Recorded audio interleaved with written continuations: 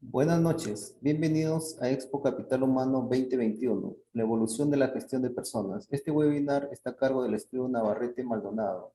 En esta oportunidad nos acompaña como expositor el doctor Alejandro Navarrete. El tema de la ponencia es la contratación laboral durante la emergencia sanitaria. Antes de comenzar, queremos compartir con ustedes algunas recomendaciones para disfrutar de este espacio. Asegúrese de estar en un lugar con buena señal de internet, un espacio con poco ruido y, de ser posible, vea el webinar en una PC de escritorio o laptop. En este espacio, las preguntas para el ponente podrán ser formuladas por escrito en la sesión chat. Seleccionaremos algunas para ser respondidas al final de la ponencia. Recuerden que podrán encontrar esta conferencia durante los 3 días del evento en la sección Entrevistas y Contenido de la Feria. Muchas gracias y bienvenidos. Adelante, Alejandro. Muchas gracias, gracias por la presentación. Muy buenas noches con todos y todas.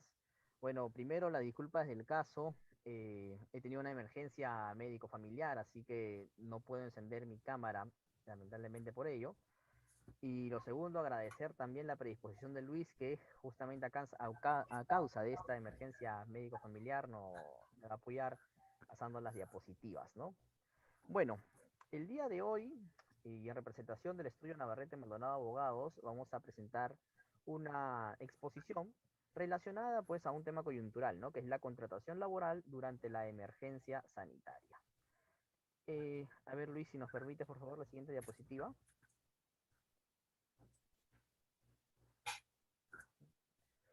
Muy bien. Básicamente vamos a evaluar a partir también de diversos pronunciamientos emitidos por el Ministerio de Trabajo y por SUNAFIL específicamente, qué tipo de contratación sujeta a modalidad puede desarrollarse durante esta emergencia sanitaria, teniendo en consideración que hay una serie de vicisitudes que se han presentado, lógicamente, como consecuencia, pues mismo de la pandemia.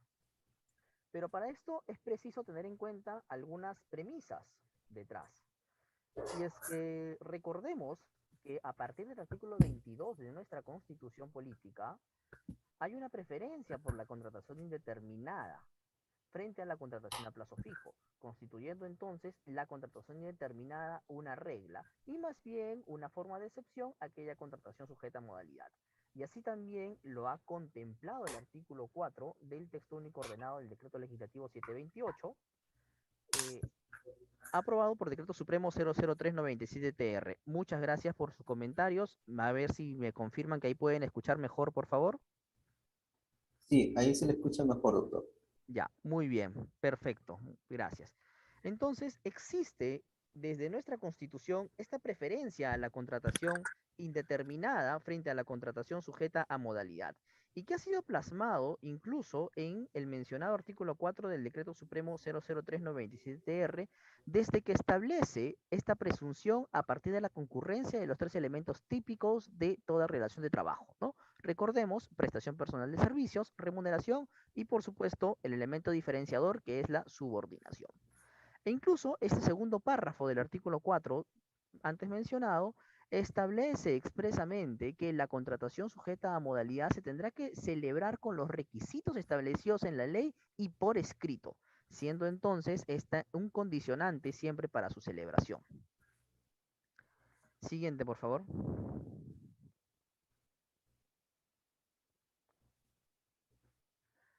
Muy bien, entonces, ¿cuáles son los requisitos para celebrar contratos sujetos a modalidad y aplicar en todo caso esta excepción? La norma, específicamente el mencionado Decreto Supremo 00397-TR, cada vez que mencione esta norma va a ser la ley de productividad en adelante, ¿sí? Contempla 4 condiciones específicas que deberán de observarse para tener contratos sujetos a modalidad debidamente válidos. El primero de ellos es que sea un contrato escrito. Claro, responden estos contratos sujetos a modalidad a una forma solemne. Por lo tanto, es necesario que el mismo sea elaborado por escrito. Y eso lo establece, lo reconoce incluso el segundo párrafo del artículo 4 antes mencionado. El segundo requisito es que contemple una causa objetiva de contratación. Y esta cuestión es sumamente relevante, importante, Porque la causa objetiva de contratación es la justificación para la celebración de un determinado contrato. Es decir, es la causa habilitante a poder aplicar una determinada forma de contratación. La causa de contratación no es universal. La causa de contratación dependerá en sí de la necesidad de la empresa, las circunstancias de la fuerza de trabajo que se va a emplear y sobre todo también lo expresamente reconocido como causa objetiva frente a cada uno de los contratos sujetos a modalidad reconocidos en la propia norma. Por eso es que encontramos una causa específica cuando vamos a celebrar contratos de inicio de actividad o una causa específica cuando vamos a celebrar contratos, por ejemplo, de obra o alguna causa específica cuando vamos a celebrar contratos de necesidad de mercado. Cada uno se celebra en un escenario distinto, ¿no? Pero es necesario que el mismo contrato contemple dentro de sus cláusulas la descripción precisa, exacta de esta causa objetiva. Y aquí no hay que tener reparos. Mientras más descriptiva sea la falta, mucho mejor. El Tribunal Constitucional en diversas ocasiones ha considerado que los contratos sujetos a modalidad que no tienen una causa objetiva eh, suficientemente descrita y que más bien responde a generalidades, ¿no?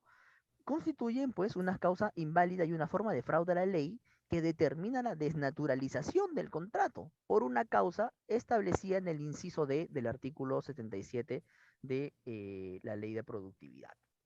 En esa línea, pues este elemento de la causa objetiva de contratación es un requisito sumamente relevante y, ¿por qué no?, el más importante dentro de los reconocidos o dentro de estos requisitos mencionados para la celebración de esta clase de contratos, ¿no?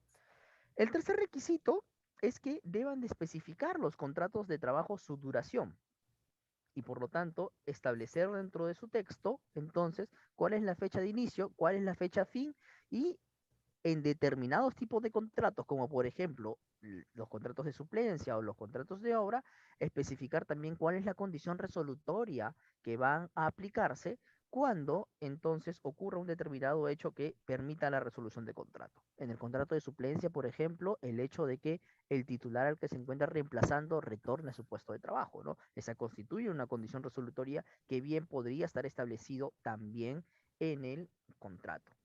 Y finalmente, las demás condiciones laborales también deberían de estar precisadas en el contrato. Como recomendación, dentro de estas demás condiciones laborales debería de encontrarse algunos supuestos como por ejemplo la remuneración, como por ejemplo el horario, ¿no? La calificación del puesto, si se trata de un puesto de confianza, un puesto de dirección, un puesto no sujeto a fiscalización inmediata y por lo tanto no sujeto a la jornada máxima, ¿no? Ese tipo de precisiones podrían ir bien contempladas también en el mismo contrato. Siguiente diapositiva, por favor. Bueno, respecto a lo que les comentaba, la Corte Suprema precisamente en la Casación Laboral 7647-2014, específicamente es una autocalificatoria de recurso, reconoció que los contratos sujetos a modalidad deberían de ser celebrados por escrito, como se los mencionaba, al constituir esta una formalidad a solemnitate, ¿sí? Y esto es sumamente relevante. ¿Qué ha señalado la Corte Suprema, no?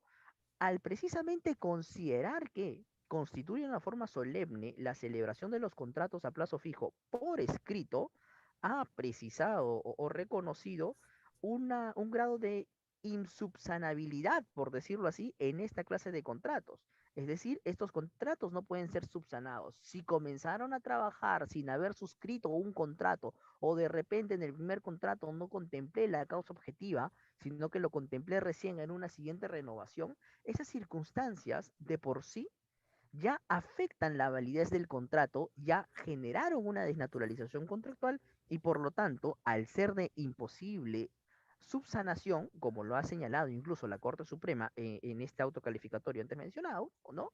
De hecho, generaría pues problemas, ¿no?, para la empresa o el empleador, como lo veremos también a continuación, ¿no? Eh, y eso lo señala. Leamos qué dice. En este caso, la demandante inicia la prestación de servicios sin suscribir contrato alguno, sino hasta después de 2 meses.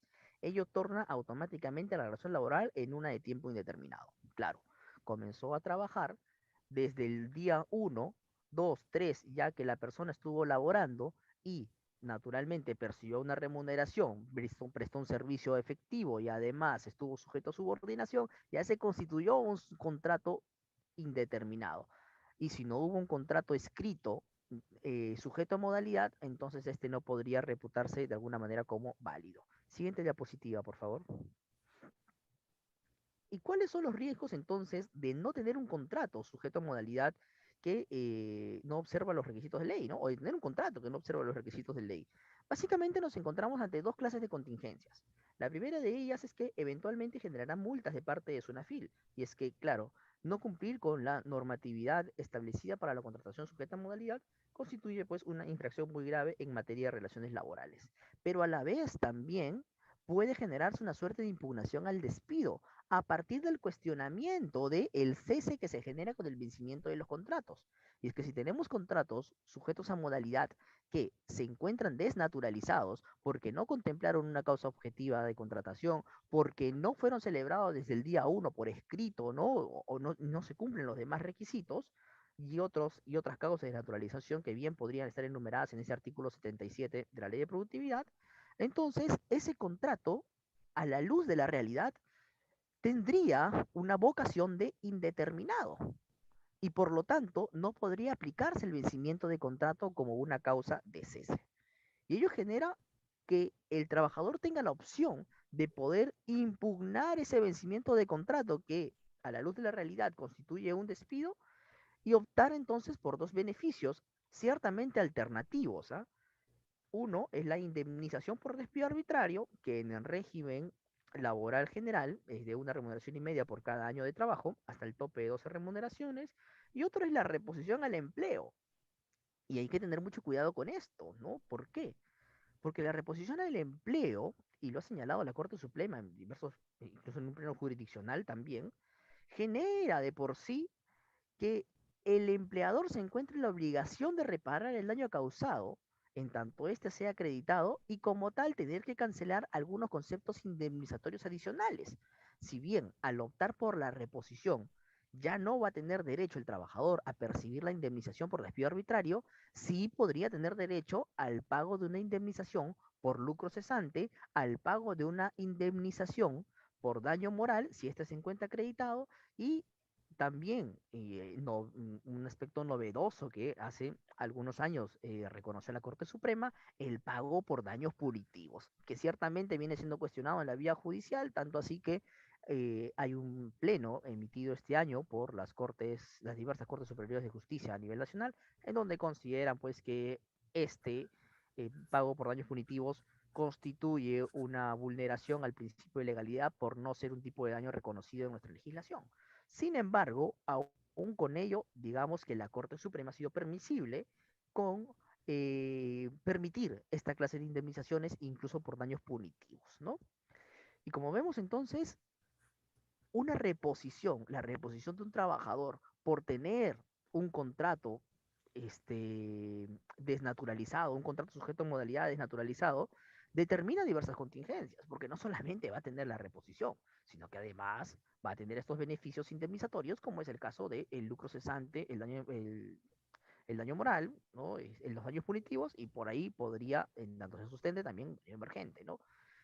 Y el lucro cesante es, digamos, sumamente, o genera una casuística sumamente cuestionable, el entendido que a partir de este se van a pagar o se va a pagar un monto indemnizatorio que podría ser congruente con aquellos ingresos no percibidos por el trabajador durante el tiempo de despido.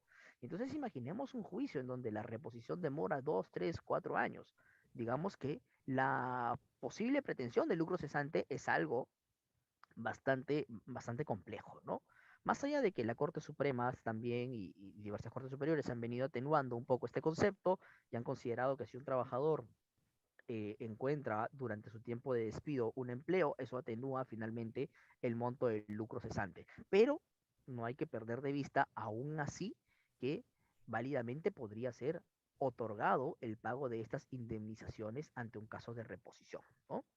Y eso es lo que genera, digamos, el riesgo o el peligro en realidad de poder acudir a este tipo de reparaciones y que nacen en realidad por tener un contrato sujeto a modalidad que no cumple con los requisitos o exigencias de ley. ¿Qué puedo hacer si es que yo estoy en una circunstancia así? ¿Qué puedo hacer si es que en su momento no celebré bien mi contrato sujeto a modalidad y ahora lo quiero corregir, es insubsanable? Y llega el vencimiento del contrato, ¿cómo hago entonces para cesar al trabajador en esa circunstancia? Bueno, ahí tendrán que evaluarse otro tipo de disposiciones, ¿no? De repente incentivos, plantear fórmulas de cese a través del mutuo disenso, pero el vencimiento del contrato no podrá ser entonces una causa válida de cese en esas circunstancias. Corresponderá que las organizaciones gestionen el riesgo, ¿no? Es lo que yo llamo, si ya tienen finalmente un riesgo generado, lo más relevante e importante en estos casos es la idea de gestionar adecuadamente el riesgo, porque no voy a poder de alguna manera anularlo, digamos, expirarlo, ¿no? Sino que lo que voy a generar es la necesidad de poder atenuar el impacto de este eventual riesgo a partir de una gestión adecuada, ¿no? Que dependerá ciertamente de cada caso concreto. La siguiente lámina, por favor. Bien, entonces, eso es un preámbulo en realidad para entrar a lo que va en materia, ¿no? Y lo que va en materia en sí es la siguiente pregunta. ¿Qué contratos podrían ser aplicados durante la emergencia sanitaria? Hemos identificado hasta 6 tipos de contratos que podrían ser suscritos de acuerdo a las circunstancias que hemos vivido durante esta emergencia sanitaria y que aún es posible incluso celebrarse durante este tiempo en donde la reactivación económica ya ha avanzado loablemente, pero también incluso, creería yo, durante todo el tiempo o todo el impacto posterior que podría generar esta emergencia sanitaria. Porque el impacto de la emergencia sanitaria no acaba con el término o la culminación del plazo establecido como tal por el gobierno, sino que el impacto en sí puede verse resplandecido, evidenciado posteriormente, ¿no? El impacto puede generar y puede mantenerse diversas circunstancias que van a permitir la celebración de este tipo de contratos. Y esos contratos son los siguientes, los que pueden ver en la lámina, ¿no? El inicio e incremento de actividades, la necesidad de mercado, reconversión empresarial, contrato de suplencia, emergencia y servicio específico. Por un tema de tiempo, vamos a conversar los conceptos de cada uno de estos contratos, a la vez que veremos también la práctica de cómo podrían operar estos en la emergencia sanitaria. Siguiente lámina, por favor. Muy bien. Entonces, hemos identificado la posibilidad de celebrar contratos sujetos a modalidad de distintos tipos a consecuencia, pues, como se lo mencionaba, de las vicisitudes que están generando o que ha generado esta emergencia sanitaria por la COVID-19. De hecho, hay un contrato que se amolda bastante a estas circunstancias. El primero de ellos es el contrato de inicio o incremento de actividad. Este contrato se celebra hasta por un máximo de 3 años y cuando se presente pues una circunstancia de inicio de actividades o la implementación o apertura de nuevos mercados, de nuevos establecimientos, ¿no? O el incremento de las actividades ya existentes. Es lo que permite finalmente la generación de este tipo o la celebración de este tipo de contratos. Y como tal, es posible celebrar este contrato, lo ha dicho también el Ministerio de Trabajo en un informe emitido en mayo del año pasado y lo ha señalado también Sunafil en una carta circular remitida en el mes de diciembre del año pasado, ¿no? Que resulta posible entonces su celebración en estas circunstancias. La primera de ellas es cuando se trata de nuevos emprendimientos o nuevos negocios. Y es que, claro, ahí se está iniciando una nueva actividad y por lo tanto resulta válido poder suscribir este contrato hasta por el plazo finalmente de 3 años, ¿no? La condición necesariamente es que la causa objetiva de contratación describa con el nivel de precisión cuál ha sido la oportunidad en la que está iniciando las operaciones la empresa, ¿no? Y a partir de ahí poder precisamente habilitar esta celebración. El segundo supuesto, o la segunda casuística que encontramos para celebrar esta clase de contratos es la siguiente, ¿no? Cuando la empresa decide incrementar sus actividades, ¿no? Hablamos de un incremento planificado o de abrir nuevos mercados o establecimientos. Hay una circunstancia bastante peculiar, ¿no? Y que es importante diferenciarla entre el contrato de inicio e incremento de actividad con los contratos de necesidad de mercado. En realidad, ambos van a cubrir incrementos. Sin embargo, el contrato por necesidad de mercado se celebra cuando el incremento es coyuntural e imprevisible, derivado de la demanda en el mercado. Es decir, es un hecho exógeno el que permite finalmente la celebración del contrato por necesidad de mercado, un hecho externo. Mientras que el contrato por incremento de actividad, más bien, es un hecho interno, un hecho endógeno de la propia empresa, el que permite o habilita la celebración de esta clase de contratos. Y por eso es que hablamos de la idea de un incremento de planificado. Por eso es que cuando la empresa quiere abrir una nueva área, quiere dedicarse a un nuevo servicio, quiere explorar un nuevo mercado, es que puede aplicar esta clase de contratos, ¿no? Lo que sí llama la atención, y esto es en realidad una circunstancia, como se los comentaba, reconocida por la misma SUNAFIL y por el mismo Ministerio de Trabajo, los informes antes mencionados, ¿no? Es de que eh, ha dejado una puerta abierta, bastante abierta, diría yo, a partir de estos informes, al momento de considerar que este contrato de incremento de actividad se pueda celebrar por la sola decisión del empleador de y querer incrementar sus actividades, sin establecer un parámetro, digamos, que pueda ser un poco más excluyente. ¿Y esto qué permite? Permitirá incluso que cuando una empresa o un empleador decida finalmente incrementar, por ejemplo, el volumen de sus ventas, pueda entonces celebrar este contrato de incremento de actividades. A eso nos orilla finalmente, y no solamente lo estoy mencionando yo, ¿no?, desde el mismo concepto de este contrato, sino también ha sido parte de un informe y una circular de SUNAFIL, ¿no? Un tercer supuesto es cuando las empresas redujeron de su planilla personal por suspensión, hablamos específicamente de las suspensiones de labores o la disminución también de las actividades por la cuarentena, ¿no? Y posteriormente reanudan las actividades presenciales. De hecho, el Ministerio de Trabajo y SUNAFIR reconocieron expresamente esta fórmula, en realidad, para la aplicación del contrato de incremento de actividades, de inicio de incremento de actividad, que en realidad llama la atención, ¿no? ¿Por qué? Porque reconoce, a consecuencia de la pandemia, a consecuencia de la cuarentena, mejor dicho, ¿no? En donde no estaba permitido el desarrollo de determinadas actividades económicas, entonces tu volumen de trabajo disminuyó y como tal tuviste que reducir personal. Entonces, ahora se está generando una nueva cuenta, ¿no? Digamos, eso es un borrón y cuenta nueva, ya. No tienes personal, se redujo tu personal, ahora vas a volver a contratar personal, vas a volver a ingresar al mercado, ¿no? Porque estuviste suspendido o fuera del mercado un importante tiempo a consecuencia de esta cuarentena, y como tal, entonces posibilita la celebración del contrato de incremento de actividades, ¿no? Llama la atención en realidad que SUNAFIL y el Ministerio de Trabajo lo hayan reconocido como tal, pero importante, ¿no? Importante justamente reconocer que desde esta perspectiva, cualquier empresa que haya tenido esta reducción de personal, ahora para poder nuevamente retomar el ritmo de sus actividades y incrementarlas, pueda acudir a este tipo de contratos de incremento de actividad, ¿no? Se trataría de un reinicio nuevamente de actividades, como se los digo, ¿no? Eso sería a lo que nos estaría orillando esta lectura, para celebrar, pues, este tipo de contrato de incremento de actividad, que como bien se los mencionaba, puede ser celebrado hasta el máximo de 3 años, y como tal, entonces tengo una contratación sujeta a modalidad válida, ¿no?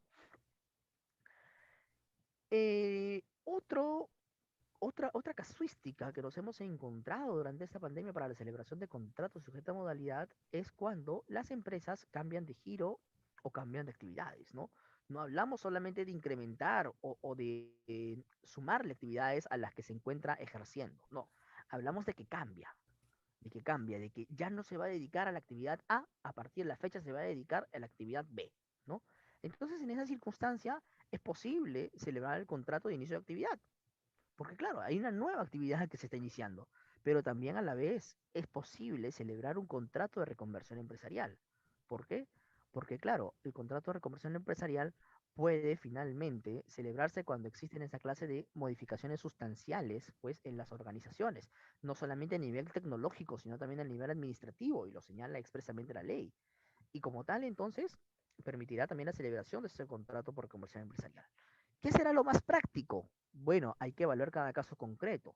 ¿Por qué se los digo? Porque si la persona que ya venía laborando para el empleador tenía antes un contrato de inicio de actividades, lo que convendrá entonces es celebrar posteriormente un contrato por reconversión empresarial cuando se ha presentado esa circunstancia comentada, ¿no? Claro, en cuestiones de plazos, el contrato por reconversión empresarial se puede celebrar hasta el máximo de 2 años y el contrato por incremento de actividad hasta el máximo de 3 años. Podríamos entender que más conveniente es celebrar para el empleador por lo menos este contrato de inicio o incremento de actividad frente al contrato de reconversión empresarial. Pero como se los mencionaba, no necesariamente es así, ¿no? Si un trabajador antes ya estuvo vinculado con el contrato de inicio e incremento de actividad, ya llegó al tope de los 3 años con ese contrato, tendría la opción de poder celebrar un contrato por reconversión empresarial hasta el tope de 2 años, ¿sí? Y con ello no generar desnaturalización alguna por esta circunstancia, ¿no?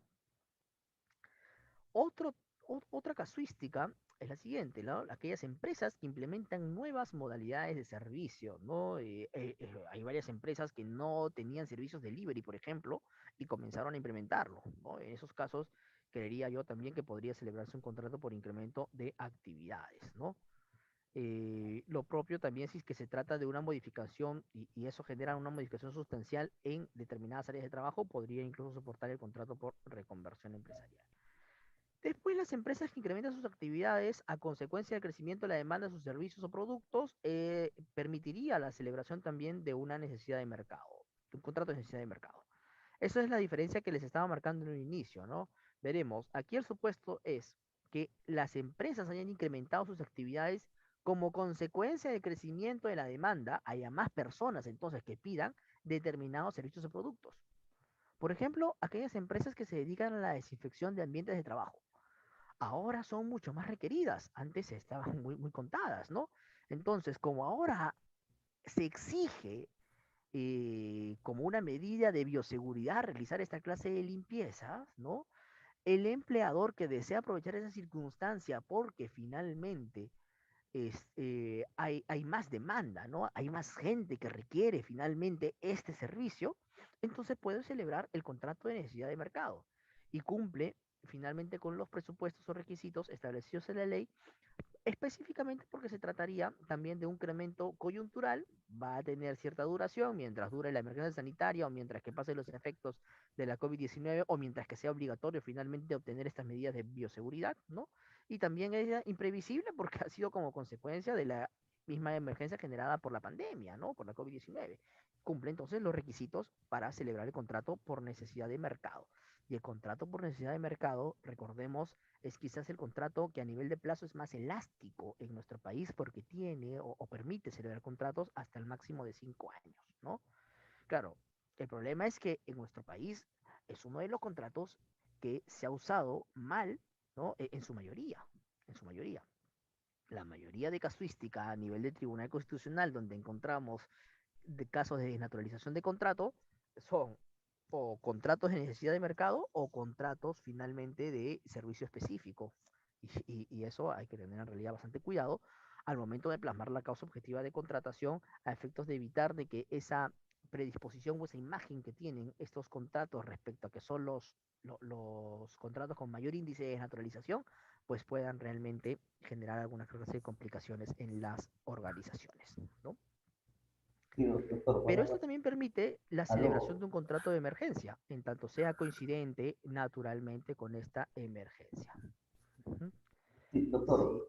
Luis, te escucho. Sí, tenemos que ir concluyendo con la ponencia. Vamos sobre el tiempo, Perfecto. por favor.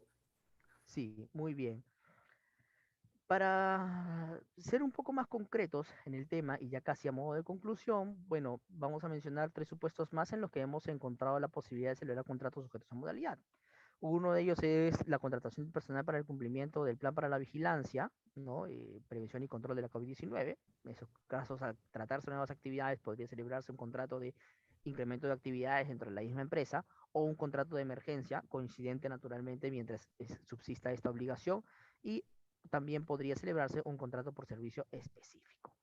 En el caso también de atender aquellas acumulaciones o retrasos en el trabajo que no pudieron cumplirse por las restricciones de la emergencia sanitaria, y es interesante porque es un supuesto reconocido por el Ministerio de Trabajo y SUNAFIL, ellos han considerado que en esos casos se puede celebrar un contrato de emergencia, ¿no? Cuando sea necesario O sea, el trabajo se te acumuló por la cuarentena, no pudiste elaborar como empresa y ahora tienes quizás mayores atenciones que realizar. En esos casos, celebras tu contrato de emergencia. Es lo que te señala o ha señalado el Ministerio de Trabajo y SUNAFIL, ¿no?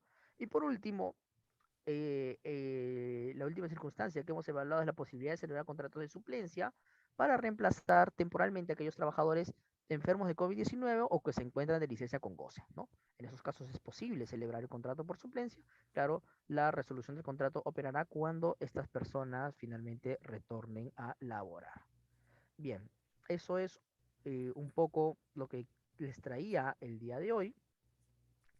Van a poder acceder en realidad a esta sesión, entiendo yo, a través del material proporcionado, ¿no? por MD Group y bueno, esta lámina también queda con ustedes para que puedan orientarse en realidad cuándo es que puedan aplicar esta clase de contratos.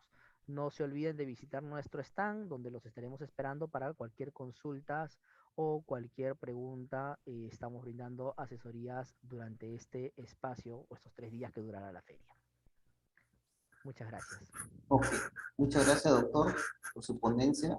Los invitamos al siguiente webinar. Buenas noches, doctor.